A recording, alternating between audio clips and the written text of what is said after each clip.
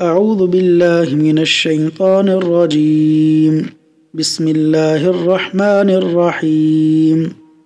زوال نعمت سے بچنے کا وظیفہ۔ نبی کریم صلی اللہ علیہ وسلم یہ دعا فرماتے: اللہم انی اعوذ بک من زوال نعمتک وتحول عافیتک وفجأة نقمتک وجمیع سخطک۔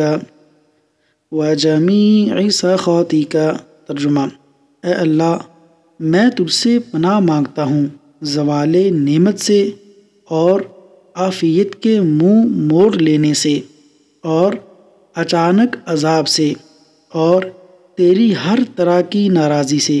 صحیح مسلم حدیث نمبر 2739۔ اللہ تبارک و تعالی ہمیں زوال نعمت سے محفوظ فرمائے، آمین یا رب العالمین۔